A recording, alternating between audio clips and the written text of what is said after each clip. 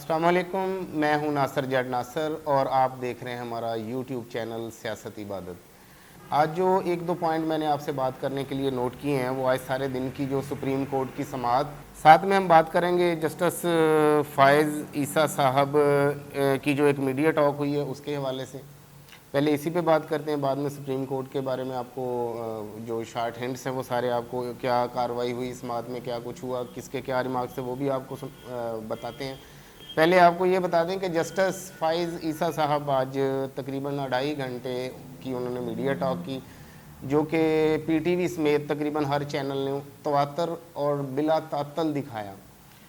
تو انتہائی مضحکہ خیز قسم کی وہ 2.5 گھنٹے کا میرے خیال میں تو قوم کا وقت ہی ضائع کیا گیا، جس میں کوئی بھی کام کی بات نہیں تھی، جس سے کوئی بھی نتیجہ اخذ کیا جا سکے۔ ویسے جسٹس فائز عیسیٰ صاحب بہت معصوم ہیں، اتنے معصوم ہیں کہ انہیں یہ بھی پتہ نہیں تھا کہ ان کو پارلیمنٹ میں بٹھا کے کیا بات کی جائے گی۔ ویسے وہ پارلیمنٹ کا جیسے ایک حصہ ہوتے ہیں اسی حساب سے کام کر رہے ہیں۔ حدیبیہ پیپر مل سے لے کر آج تک کے جو معاملات ہیں ان میں وہ آئین اور قانون کی بجائے نون لیگ کے وکیل کے طور پر کام کر رہے ہیں۔ ٹھیک ہے، اس جو میڈیا ٹاک ہوئی اس میں ایک سوال کیا گیا صحافی کی طرف سے ان کو کہ یہ جو موجودہ سپریم کورٹ کا الیکشن کے بارے میں جو ڈیسیژن ہے یہ آئینی اور قانونی ہے، اس بارے میں آپ کیا کہتے ہیں؟ تو انہوں نے یہ کہہ کر سوال کو ٹال دیا کہ یہ کیس میرے سامنے نہیں ہے، جب میرے سامنے آئے گا تو پھر میں اس پر کوئی اسٹیٹمنٹ دے سکتا ہوں۔ اچھا، ایک اور چیز جو آپ کے ساتھ ایڈ کرنے جا رہے ہیں ہم کہ آج اسی احاطہ عدالت میں ایک قتل ہوا ہے جہاں پہ آئے دن عمران خان صاحب کو باوجود سیکورٹی تھریٹس کے حاضر ہونا پڑتا ہے۔ تو اس بارے میں بھی لوگوں کو سوچنا چاہیے کہ 80% ملک کی جو عوام ہے ان کو ریپرزینٹ کرنے والا ایک شخص ہے، اس پہ 140 مقدمات ہیں اور سیکورٹی تو سارے ہی کہہ رہے ہیں کہ سیکورٹی نہیں ہے، الیکشن کمیشن بھی یہ کہہ کے الیکشن کو ڈیلے کر رہا ہے کہ سیکورٹی نہیں ہے۔ پھر ایسی صورتحال میں اس شخص کو بار بار عدالت میں چکر لگوانا، وہ کس چیز کو دعوت دی جا رہی ہے؟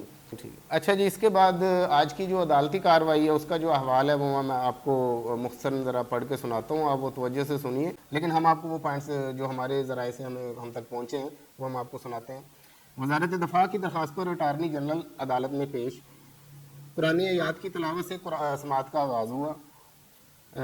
جو چیف جسٹس صاحب نے اس پہ اسٹارٹنگ میں بولا کہ مولا ہمیں ہمت دے صحیح فیصلے کرنے کی اور ہمیں ان لوگوں میں شامل فرمائے جو اس کے نیک لوگ ہیں، اور جب ہم چلے جائیں تو ہمارے جانے کے بعد ہمیں اچھے الفاظ میں یاد کیا جائے۔ الیکشن کے معاملے میں انہوں نے بولا کہ معاملہ بہت لمبا ہوتا جا رہا ہے، اس کے علاوہ حکومت نے اپنا ایگزیکٹو کام پارلیمنٹ کو دیا ہے یا نہیں، یہ پوچھا چیف جسٹس صاحب نے حکومتی نمائندے سے، اٹارنی جنرل سے۔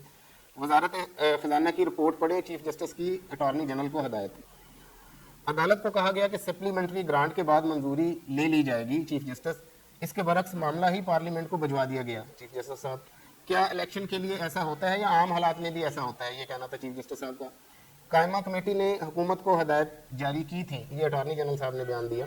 اس کے بعد قائمہ کمیٹی میں حکومت کی اکثریت ہے، جسٹس منیب اختر صاحب نے فرمایا۔ وہ کہتے ہیں کہ حکومت کو گرانٹ جاری کرنے سے کیسے روکا جا سکتا ہے، یہ سوال اٹھایا چیف جسٹس منیر اختر صاحب نے۔ وزیر اعظم کی ہاؤس اسمبلی میں اکثریت ہونی چاہیے، چیف جسٹس منیب اختر۔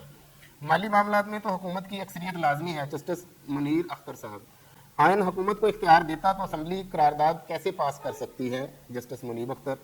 گرانٹ کے بعد منظوری لینا رسکی تھا، اٹارنی جنرل صاحب نے اس پہ یہ اسٹیٹمنٹ دی کہ گرانٹ کے بعد منظوری لینا رسکی تھا۔ اس پر جسٹس منیب اختر صاحب نے کہا کہ کیا حکومت کی بجٹ کے وقت اکثریت نہیں ہونی چاہیے تھی؟ جو بات آپ کر رہے ہیں وہ مشکوک لگ رہی ہے۔ یہ ریمارکس تھے جسٹس منیب اختر صاحب کے جو اس پینل کا حصہ ہے۔ اس کے علاوہ جو اہم بات وہاں پہ ہوئی، کیا قرارداد کی منظوری کے وقت گرانٹ منظوری کے لیے پیش کی گئی تھی، جسٹس منیب اختر۔ وفاقی حکومت کی اسمبلی میں اکثریت لازمی ہے، جسٹس منیب اختر۔ حکومت کی گرانٹ اسمبلی سے کیسے مسترد ہو سکتی ہے، جسٹس منیب اختر۔ ایک اہم بات جو انہوں نے کی کہ آپ کو سپلیمنٹری بجٹ مسترد ہونے کے نتائج کا علم ہے، یہ بات بھی جسٹس منیب اختر صاحب کی طرف سے کہی گئی۔ ساتھ میں آپ کو ایک بات ایڈ کرتے جائیں کہ اگر سپلیمنٹری بجٹ پاس نہیں ہوتا تو وزیر اعظم ہیں ان کو اعتماد کا ووٹ لینا پڑ سکتا ہے، اس وجہ سے انہوں نے یہ بات کی۔ جو اہم خبر آپ کو بتانا چاہتے ہیں سپریم کورٹ کی کارروائی میں وہ یہ کہ انتخابی اخراجات ضروری نوعیت کے ہیں، غیر اہم نہیں ہیں، مطلب اس پہ اتنا زیادہ لوڈ نہیں ہے، ٹھیک ہے. یہ چیف جسٹس صاحب نے یہ فرمایا. حکومت کا گرانٹ مسترد ہونے کا خدشہ اسمبلی کے وجود کے خلاف ہے. یہ بہت بڑی سٹیٹمنٹ ہے چیف جسٹس صاحب کی. کل بلاول وزیر اعظم سے ملے اٹارنی جنرل. کوشش ہے ملک میں سیاسی ڈائیلاگ شروع ہو، یہ بلاول صاحب کی طرف سے بات کی گئی ہے. اٹارنی جنرل نے اس کا سپریم کورٹ میں ذکر کیا.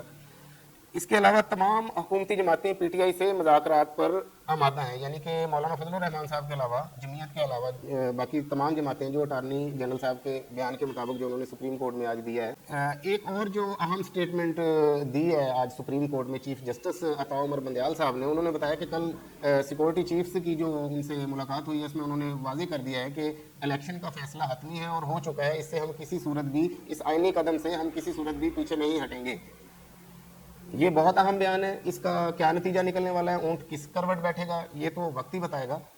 آج کی جو سماعت تھی جس میں چیف جسٹس صاحب نے جو بھی بیانات دیے ہیں وہ بہت بڑے بیانات ہیں.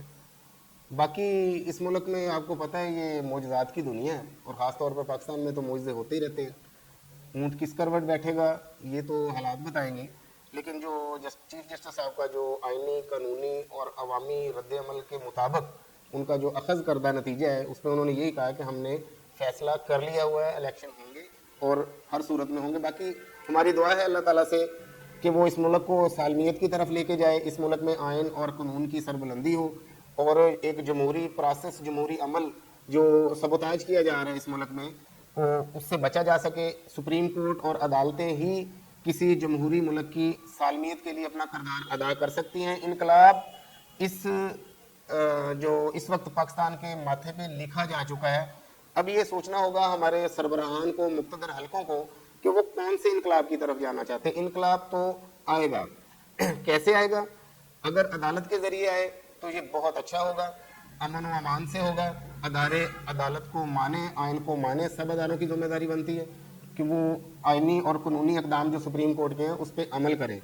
یہ ہوگا ایک پیسفل انقلاب، جس میں امید ہے کہ یہی ہوگا، اور یہ ہونا بھی چاہیے، اور ایسا ہی ہوگا انشاءاللہ. ہماری دعا بھی یہی ہے.